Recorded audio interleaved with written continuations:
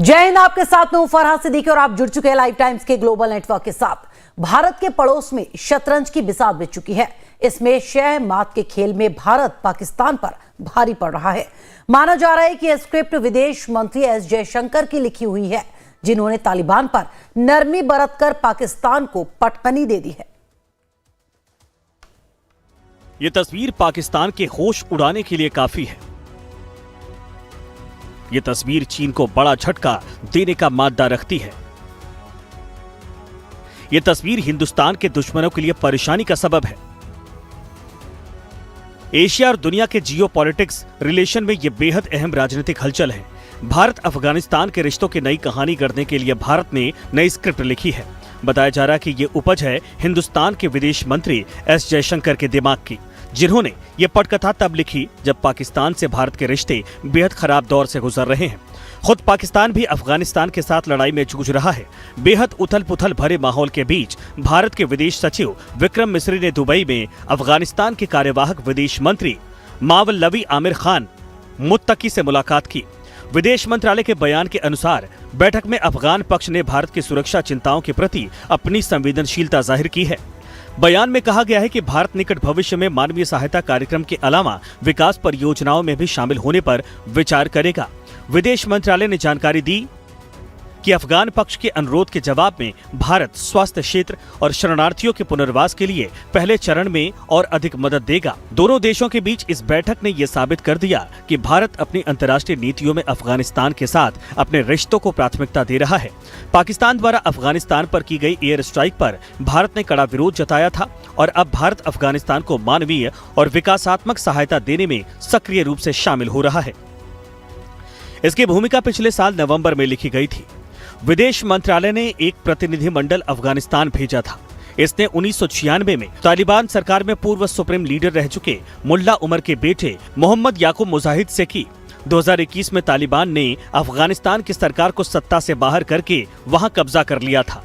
इसके बाद से अफगानिस्तान और भारत के बीच रिश्तों में स्थिरता आ गई थी। अब दुबई में भारत के विदेश सचिव विक्रम मिस्री ने तालिबान सरकार के विदेश मंत्री मौलवी आमिर खान मुत्तकी से मुलाकात की है। अफगानिस्तान दशकों से दुनिया भर के महाशक्तियों के बीच टकराव का अड्डा रहा है और यहां अब एक बार फिर से नया ग्रेट गेम शुरू होता दिख रहा है।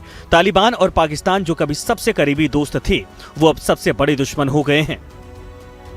पाकिस्तानी सेना ने पिछले दिनों अफगानिस्तान में हवाई हमला किया था और करीब 50 लोगों को मार दिया था, जिसमें ज्यादातर महिलाएं और बच्चे थे।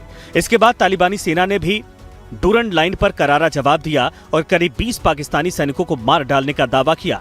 इससे बौखलाए पाकिस्तान ने आईएसआई चीफ असीम मलिक को ताजिकिस्तान की सीक्रेट यात्रा पर भेजा।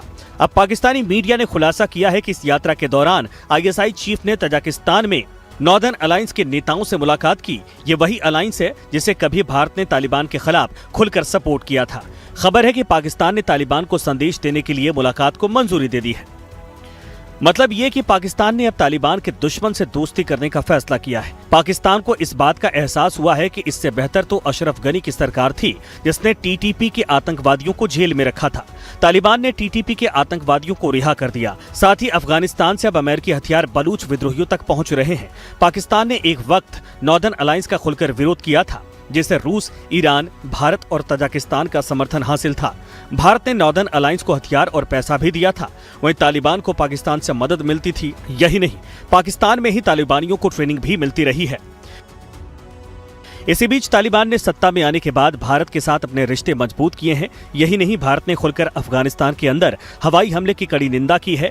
तालिबान ने कहा कि वो डूरंड लाइन को बॉर्डर नहीं मानता। वहीं पाकिस्तानी सेना ने तालिबान को जवाब देने के लिए वखान कॉरिडोर पर नजरें गड़ा दी है। पाकिस्तान अगर वखान कॉरिडोर पर कब्जा करता है तो उसकी सीधे तजाकिस्तान तक पहुंच हो जाएगी। साथ ही अफगानिस्तान का चीन से संपर्क कट जाएगा। खास बात यह है कि भारत ने अभी तक अफगानिस्तान की सत्ता पर काबिज तालिबान प्रशासन को अपनी आधिकारिक मान्यता नहीं दी है। हालांकि मध्य एशिया में अपनी पहुंच को मजबूत करने के लिए भारत अफगानिस्तान को अपने अहम साझेदार के तौर पर देखता आया है। मगर तालिबान का रुख सकारात्मक रहा तो भारत वहां की सरकार को आधिकारिक मान्यता देने के अलावा फिर से दूतावास खोलने को मंजूरी दे सकता है। भारत ने अफगानिस्तान में अपनी सैन्य मौजूदगी से परहेज किया है। हालांकि वो अफगानिस्तान में विदेशी सैन्य मौजूदगी को देश में राजनीतिक स्थिरता और विकास को बढ़ावा देने के लिए जरूरी भी मानता है। Bureau report, live time. Hollywood के लिए मशहूर लॉस एंजल्स जो